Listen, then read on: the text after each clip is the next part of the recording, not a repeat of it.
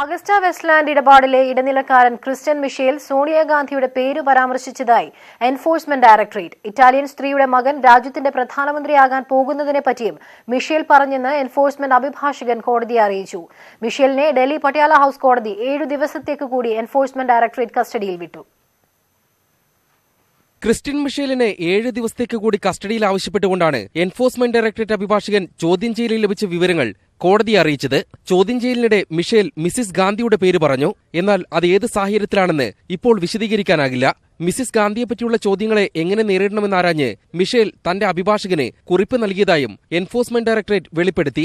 Italian സ്ത്രീയുടെ മകൻ രാജ്യത്തിന്റെ പ്രധാനമന്ത്രിയാകാൻ പോകുന്നതിനെപ്പറ്റിയും ചോദ്യം ചെയ്യലിനിടെ സൂചിപ്പിച്ചു. മിഷേൽ മറ്റുള്ളവരുമായുള്ള ആശയവിനിമയത്തിൽ ഉപയോഗിച്ച എന്ന രഹസ്യ കോഡ് ഏത് പ്രമുഖനെ ഉദ്ദേശിച്ചാണെന്ന് പരിശോധിക്കുകയാണ്. കുറിപ്പ് നൽകിയെങ്കിലും അതിൽ എന്താണെന്ന് വായിക്കാനായില്ലെന്നായിരുന്നു മിഷേലിന്റെ അഭിഭാഷകൻ ആൾജോ ജോസഫിന്റെ മറുപടി. 7 ദിവസത്തേക്ക് കസ്റ്റഡി നീട്ടിയ കോടതി കൂടിക്കാഴ്ച നടത്തുമ്പോൾ അഭിഭാഷകർ മിഷേലിൽ നിന്ന് അകലം പാലിക്കണമെന്ന് ഉത്തരവിട്ടു. ഇടപാടിലെ സത്യങ്ങൾ പുറത്തുവരികയാണെന്നും ഹിന്ദുസ്ഥാൻ എയ്റോനോട്ടിക്കൽ ലിമിറ്റഡിനെ ഒഴിവാക്കിയത് UPA കാലത്താണെന്ന് വ്യക്തമായെന്നും BJP. എന്നാൽ കേസിൽ രാഷ്ട്രീയ പകപോക്കലിന് BJP ശ്രമിക്കുന്നുവെന്നാണ് കോൺഗ്രസ് ആരോപണം. M Unnikrishnan, news 18, Delhi. മുത്തലാഖ് ബിൽ വോട്ടെടുപ്പിൽ നിന്ന് വിട്ടുനിന്ന PK കുഞ്ഞാലിക്കുട്ടിയോട് വിശദീകരണം തേടി മുസ്ലിം ലീഗ്.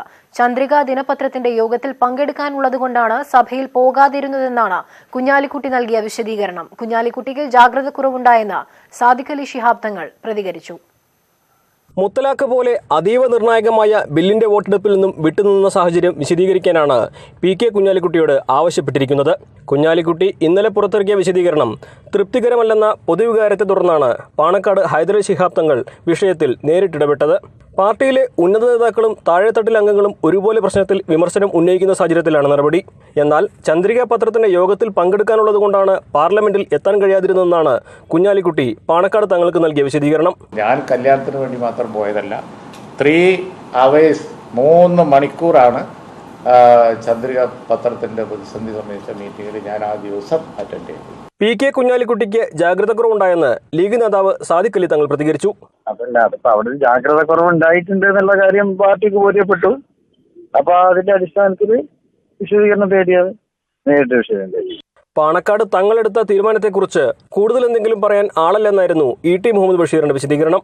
തങ്ങള് എന്താ പറയുക, അതെന്താണ് സാഹചര്യം എന്താണ് എന്ന് ചോദിച്ചിട്ടുണ്ടാവാം. അതിപ്പോൾ തങ്ങളാണത് ചെയ്തത്. അപ്പോൾ അതിൻ്റെ യഥാർത്ഥ സ്ഥിതി പറഞ്ഞു കൊടുക്കണം, അത്രയും കാര്യം.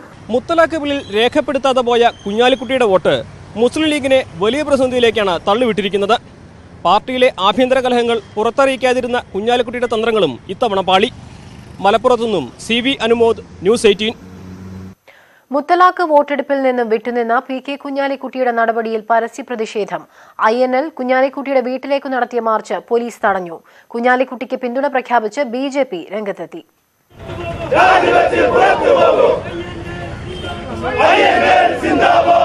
മലപ്പുറം കാരത്തോട് ജംഗ്ഷനിൽ നിന്നുമായിരുന്നു INL പ്രതിഷേധ പ്രകടനം തുടങ്ങിയത്.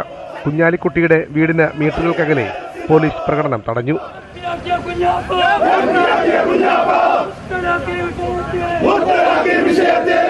ഈ സമുദായത്തെയും ഈ സമൂഹത്തെയും ഇവിടുത്തെ വോട്ടർമാരെയും വഞ്ചിച്ച പ്രിയപ്പെട്ട കുഞ്ഞാലിക്കുട്ടി സാഹിബ് ML അദ്ദേഹത്തിന്റെ MP സ്ഥാനം രാജിവെച്ചുകൊണ്ട് ഇവിടെ ജനവിധി തേടണമെന്ന് ആവശ്യപ്പെട്ടുകൊണ്ടാണ് നാഷണൽ ലീഗിന്റെ പ്രവർത്തകന്മാർ അദ്ദേഹത്തിന്റെ വീട്ടിലേക്ക് ഈ സമരം സംഘടിപ്പിച്ചിട്ടുള്ളത്.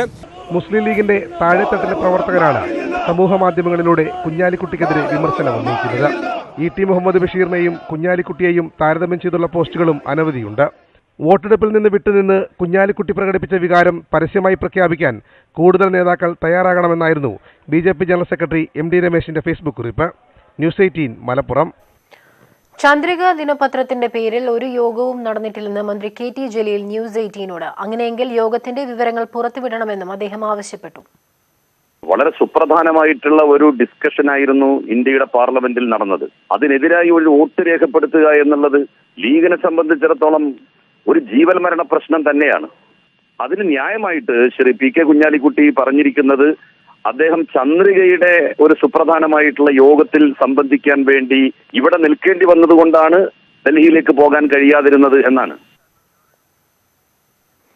മുസ്ലിം ലീഗ് രാഷ്ട്രീയത്തിൽ ഇത് രണ്ടാം തവണയാണ് PK കുഞ്ഞാലിക്കുട്ടി പാർട്ടിയിലും പുറത്തും പ്രതിസന്ധിയിലാകുന്നത്.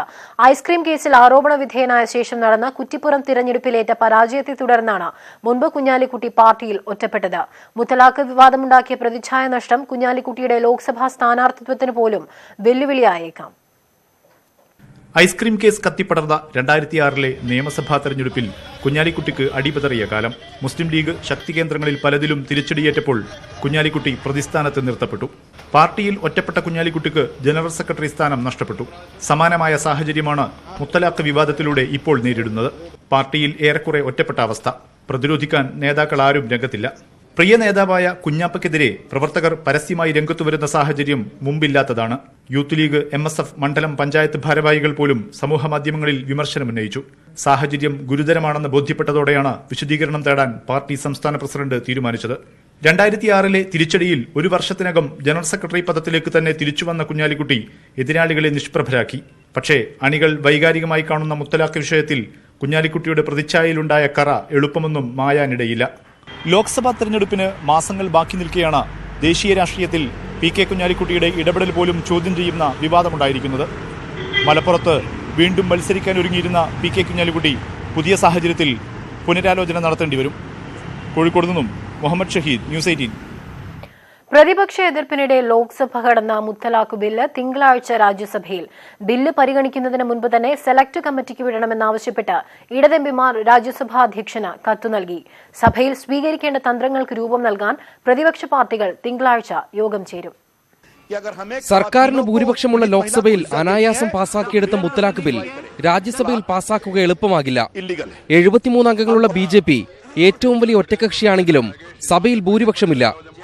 സഖ്യകക്ഷികളായ ശിവസേനയുടെയും അകാലിദളിന്റെയും 3 വീതം അംഗങ്ങളുടെ പിന്തുണ ഉറപ്പാണെങ്കിലും ബിൽ പാസ്സാകണമെങ്കിൽ 40-ലധികം അംഗങ്ങളുടെ കൂടി പിന്തുണ ഉറപ്പിക്കണം.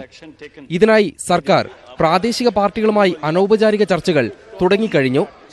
ബില്ലിനെതിരെ 116 അംഗങ്ങളുടെ പിന്തുണയുണ്ടെന്നാണ് പ്രതിപക്ഷത്തിന്റെ അവകാശവാദം. ലോക്സഭയിൽ ബില്ലിനെ എതിർത്ത BJD, അണ്ണാ-DMK, തൃണമൂൽ കോൺഗ്രസ് എന്നീ പാർട്ടികൾ നിലപാട് മാറ്റില്ലെന്നാണ് സൂചന. കോൺഗ്രസ് അടക്കമുള്ള പ്രതിപക്ഷ പാർട്ടികൾ തിങ്കളാഴ്ച യോഗം ചേർന്ന് ബില്ലിനെതിരായ സംയുക്ത പ്രമേയത്തിന് രൂപം നൽകും. ഈ ബില്ല് എന്തുകൊണ്ടാണ് നിയമമാവാത്തത്?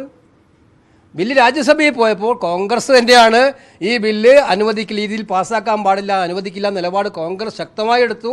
മറ്റു പ്രതിപക്ഷ പാർട്ടികൾ നിന്നുകൊണ്ടാണ് രാജ്യസഭയിൽ പാസ്സാക്കാതെ പോയത്. അതുകൊണ്ടാണ് ഓർഡിനൻസ് കൊണ്ടുവന്നത്. ആ ഓർഡിനൻസാണ് ഇപ്പോൾ ലോക്സഭയിൽ റീപ്ലേസ് ചെയ്തത്. ഒരു സംശയവും വേണ്ട, രാജ്യസഭയിൽ കോൺഗ്രസ് എടുക്കുന്ന നിലപാട് അതുതന്നെയായിരിക്കും.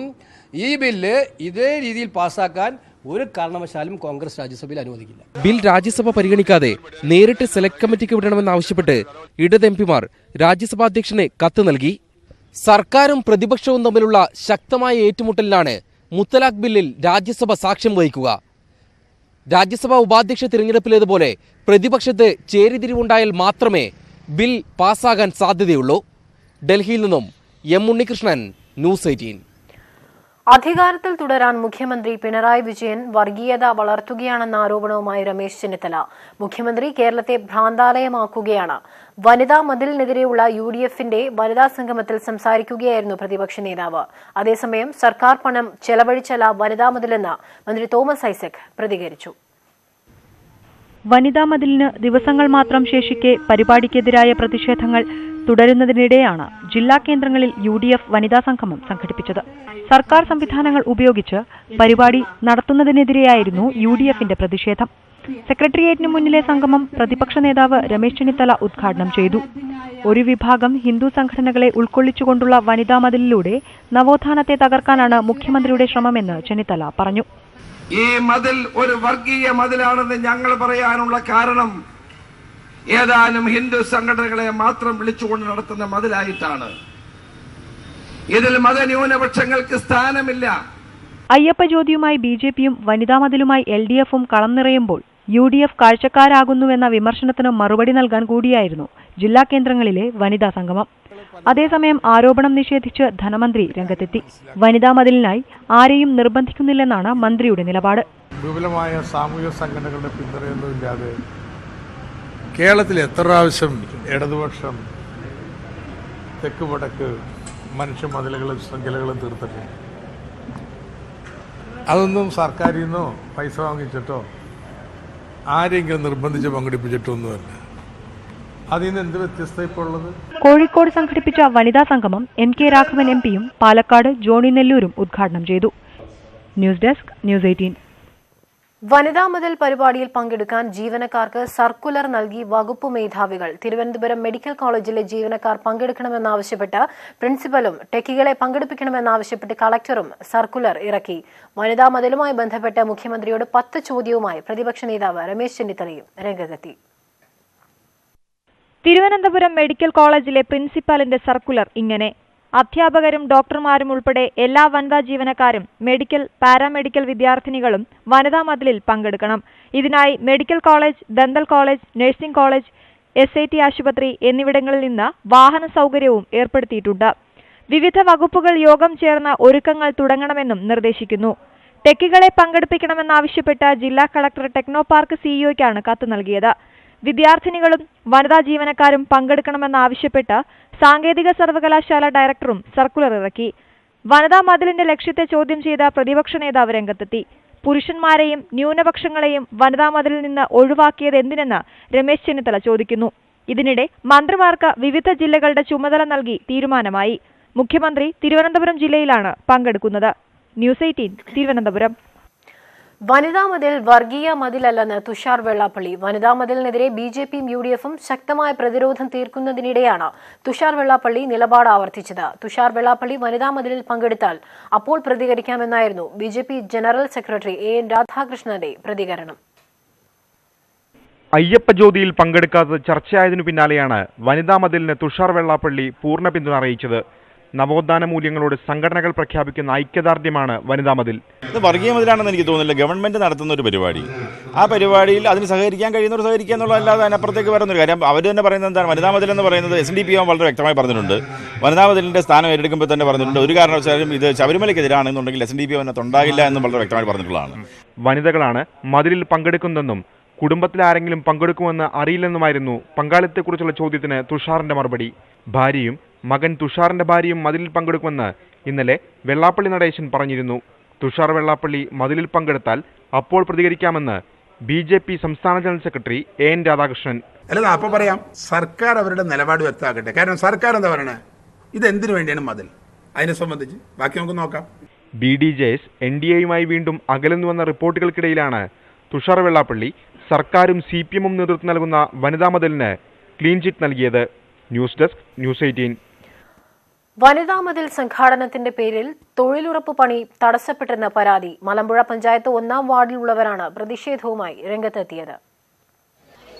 മലമ്പുഴ കൊല്ലംകുന്നിലെ 50ഓളം തൊഴിലുറപ്പ് തൊഴിലാളികളാണ് പ്രതിഷേധിക്കുന്നത്. ഡിസംബർ 12-ന് ശേഷം തൊഴിലുറപ്പ് പണി ലഭിച്ചില്ലെന്നാണ് പരാതി. അകമലവാരത്തിൽ ഇരിക്കുന്നവരാണ് ഞങ്ങൾക്ക് പണി. അവർ എപ്പോഴും ഈ പണി കുറച്ചാണ് തരുന്നത്. മാസം അവസാനമാകുമ്പോൾ പണി തീർന്നു എന്ന് പറയും. ഞങ്ങൾക്ക് പണി കിട്ടാതെ കുറെ ആയില്ല. അപ്പൊ ഞങ്ങൾ ഇങ്ങനെ അന്വേഷിച്ചപ്പോ ഇതാണ് പറഞ്ഞല്ല, അത് ഇവിടെ നിന്ന് ആരും പറഞ്ഞല്ല. അത് 1-ാം തീയതി 2-ാം തീയതി എന്താണ് പരിപാടി? അപ്പോൾ അതിൽ ഞങ്ങൾ ഉൾപ്പെടില്ല. ഞങ്ങൾക്ക് പണിക്കുള്ള ഡിബേറ്റ് കയറ്റി കിട്ടണം, അത്രേ ഉള്ളൂ. വനിതാ മതിലിന് വേണ്ടിയാണ് പണി നിർത്തിവെച്ചതെന്നാണ് ആരോപണം. തെറ്റിദ്ധാരണകൾ മൂലം അങ്ങോട്ടും ഇങ്ങോട്ടും പറഞ്ഞ് അവരിന് പഴിചാരുക എന്നല്ലാണ്ട് വ്യക്തമായിട്ട് ഒരു മറുപടി തന്നിട്ടില്ല. രേഖാമൂലം കൊടുത്തിട്ടുണ്ട് കത്ത്, അതിനുള്ള മറുപടിയും സെക്രട്ടറി തന്നിട്ടില്ല. എന്തുകൊണ്ടാണ് തൊഴിൽ കൊടുക്കാത്തതെന്നുള്ളത്. അപ്പോൾ നിശ്ചയമായിട്ടും വനിതാ മതിലിന് വിചാരിച്ചുകൊണ്ട് തന്നെയാണ് ഈ തൊഴിലാളികൾക്ക് തൊഴിൽ കൊടുക്കാത്തതെന്ന് ഉറപ്പിക്കേണ്ട കാര്യമാണത്. എന്നാൽ വനിതാ മതിലിന്റെ പേരിൽ ഒരു പ്രവൃത്തിയും നിർത്തിവെച്ചിട്ടില്ലെന്ന് പഞ്ചായത്ത് സെക്രട്ടറി പറയുന്നു. അടുത്ത പ്രവൃത്തിക്കായി വാർഡിൽ നിന്നുള്ള അപേക്ഷ കിട്ടിയത് കഴിഞ്ഞ ദിവസമാണെന്നും 14 ദിവസത്തിനകം അടുത്ത പ്രവൃത്തി നൽകിയാൽ മതിയെന്നുമാണ് വിശദീകരണം. ഇത് മതിലെന്ന് പറയുന്നത് അതൊന്നും പ്രശ്നമില്ല. ഞങ്ങൾക്ക് മേലുദ്യോഗസ്ഥന്മാരെ തന്നിട്ടുണ്ട്, എല്ലാവരെയും കൂടി പങ്കെടുപ്പിക്കണം എന്നുള്ള നിർദ്ദേശം സെക്രട്ടറിമാർക്ക് തന്നിട്ടുണ്ട്. അതിന് ഇതായിട്ടൊന്നുമല്ല പറയുന്നത്. പക്ഷെ ഇവർക്ക് അങ്ങനെ തൊഴിൽ കൊടുക്കാതെ ഇരുന്നിട്ടുമില്ല. 14 ദിവസം കഴിഞ്ഞാൽ മാത്രമല്ലേ പ്രോബ്ലം വരുന്നുള്ളത്, 14 ദിവസം കഴിഞ്ഞിട്ടില്ലല്ലോ. വനിതാ മതിലിന് വേണ്ടി കഴിഞ്ഞ ദിവസം ക്ഷേമ പെൻഷൻകാരിൽ നിന്ന് പണം പിരിച്ചത് വിവാദമായിരുന്നു. പ്രസാദ് ഉടുമ്പശ്ശേരി, ന്യൂസ് 18 പാലക്കാട്. ബീഹാർ, തമിഴ്നാട്, മഹാരാഷ്ട്ര സംസ്ഥാനങ്ങളിൽ CPM കോൺഗ്രസ് അടങ്ങുന്ന സഖ്യത്തിന്റെ ഭാഗമാകും. കോൺഗ്രസുമായല്ല, ഇവിടുത്തെ പ്രധാന പ്രതിപക്ഷ പാർട്ടികളുമായാണ് സഖ്യമെന്നാണ് പാർട്ടി നിലപാട്. ബംഗാളിൽ കോൺഗ്രസ് ഒറ്റയ്ക്ക് മത്സരിക്കുമെന്ന് സൂചിപ്പിച്ചതിനാൽ സാഹചര്യങ്ങൾ വിലയിരുത്തി CPM തീരുമാനമെടുക്കും. ലോക്സഭാ തിരഞ്ഞെടുപ്പിനായി സംസ്ഥാനങ്ങളിൽ കോൺഗ്രസുമായി നേരിട്ട് സഖ്യമുണ്ടാക്കില്ല. എന്നാൽ പ്രധാന പ്രതിപക്ഷ പാർട്ടികളുണ്ടാക്കുന്ന സഖ്യത്തിൽ കോൺഗ്രസ് ഉണ്ടെങ്കിൽ ആ കാരണം കൊണ്ട് മാത്രം സഖ്യത്തിൽ നിന്ന് മാറി നിൽക്കില്ല. ഫലത്തിൽ കോൺഗ്രസ് അടങ്ങുന്ന സഖ്യത്തിന്റെ ഭാഗമായി CPM ലോക്സഭാ തെരഞ്ഞെടുപ്പിനെ നേരിടുക തമിഴ്നാട്, മഹാരാഷ്ട്ര, ബീഹാർ സംസ്ഥാനങ്ങളിലാണ്. തമിഴ്നാട്ടിൽ DMK, ബീഹാറിൽ RJD, മഹാരാഷ്ട്രയിൽ NCP എന്നിവരുമായി സഖ്യത്തിനാണ് നീക്കം. എല്ലാ സംസ്ഥാനങ്ങളിലും അതുപോലെ ഇടതുപക്ഷ ജനാധിപത്യ പ്രസ്ഥാനങ്ങൾക്ക് കരുത്തില്ല. അങ്ങനെയുള്ള സംസ്ഥാനങ്ങളിൽ ഏറ്റവും കരുത്തുള്ള BJP വിരുദ്ധ രാഷ്ട്രീയ കക്ഷിയുമായി കോൺഗ്രസ് ഒഴിച്ചുള്ളത് ഞങ്ങൾ ധാരണയുണ്ടാകും. പശ്ചിമബംഗാളിൽ തൃണമൂൽ കോൺഗ്രസിനെയും BJPയെയും പരാജയപ്പെടുത്തുകയാണ് ലക്ഷ്യം. കോൺഗ്രസുമായി ചേരണമെന്ന് സംസ്ഥാന ഘടകം ആവശ്യപ്പെട്ടെങ്കിലും കോൺഗ്രസ് ഒറ്റയ്ക്ക് മത്സരിക്കുമെന്നാണ് സൂചിപ്പിക്കുന്നത്. കോൺഗ്രസിന്റെ സമീപനം കൂടി വിലയിരുത്തിയ ശേഷമാകും ഇവിടുത്തെ അടവ് നയം. അഖിലേന്ത്യാ അടിസ്ഥാനത്തിലുള്ള ഒരു മഹാസഖ്യം ഉണ്ടായിട്ടില്ല. അതാത് സംസ്ഥാനങ്ങളിലാണ് ഈ BJP വിരുദ്ധ സഖ്യമുണ്ടാവുന്നത്. ഉത്തർപ്രദേശിൽ CPMന് സീറ്റ് നൽകിയില്ലെങ്കിലും BJPയെ പരാജയപ്പെടുത്താൻ SP-BSP സഖ്യത്തെ പിന്തുണയ്ക്കും. തെലങ്കാനയിലും ആന്ധ്രയിലും ഭരണകക്ഷികളായ TRS, TDP എന്നിവരുമായി സഖ്യമുണ്ടാക്കാതെ ചെറിയ പാർട്ടികളുമായി ധാരണയുണ്ടാക്കി ചുരുക്കം സീറ്റുകളിൽ മത്സരിക്കും. അസമിൽ ഇടത് പാർട്ടികൾ ഒന്നിച്ച് ഏതാനും സീറ്റുകളിൽ മത്സരിക്കാനാണ് നീക്കം. ഒഡീഷയിൽ BJPയെ പരാജയപ്പെടുത്താൻ ആഹ്വാനം നൽകി ഒരു സീറ്റിൽ മാത്രം മത്സരിക്കാനാണ് ധാരണ. M. Unnikrishnan, News 18, Delhi. LDF വിപുലീകരണ വിഷയത്തിൽ VSന്റെ പ്രസ്താവന ദുർവ്യാഖ്യാനം ചെയ്തതാണെന്ന് CPM പോളിറ്റ് ബ്യൂറോ അംഗം S. രാമചന്ദ്രൻ പിള്ള. LDFൽ ഉൾപ്പെടുത്തിയത് ദീർഘകാലമായി സഹകരിക്കുന്ന പാർട്ടികളെയാണെന്നും അതിൽ യാതൊരു തെറ്റുമില്ലെന്നും SRP ഡൽഹിയിൽ പറഞ്ഞു. അല്ല, VS പറഞ്ഞത് ഇടതുമുന്നണിയുടെ കാര്യമാണ്. ഇപ്പോൾ കേരളത്തിലുള്ളത് ഇടത് ജനാധിപത്യ മുന്നണിയാണ്.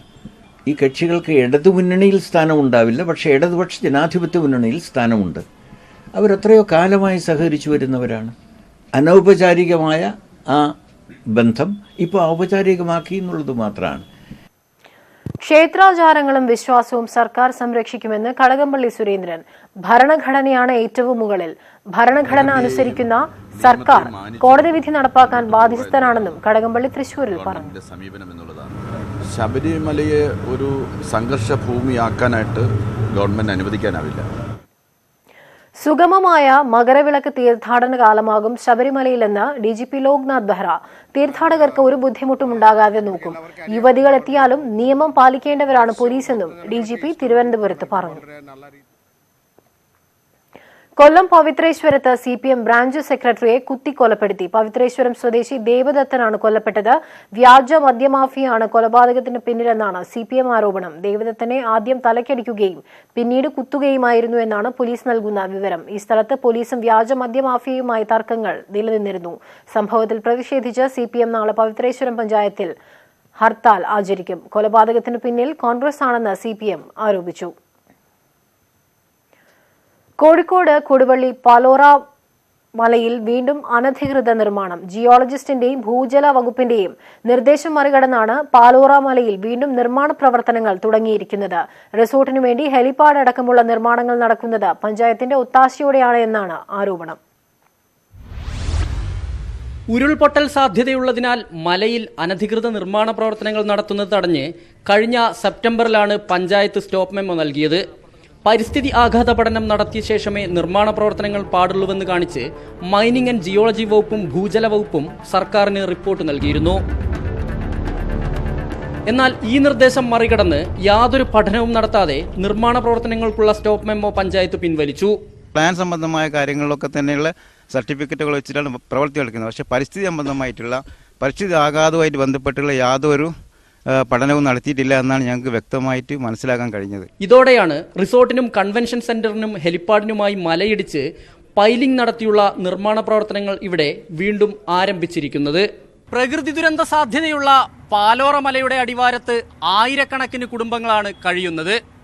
നിർമ്മാണ പ്രവർത്തനങ്ങൾക്കുള്ള സ്റ്റോപ്പ് മെമ്മോ പിൻവലിച്ചതോടെ വീണ്ടും ഇവിടെ കൂറ്റൻ കെട്ടിടങ്ങൾ ഉയരുന്നു. S. വിനേഷ് കുമാർ, News 18, കോഴിക്കോട്.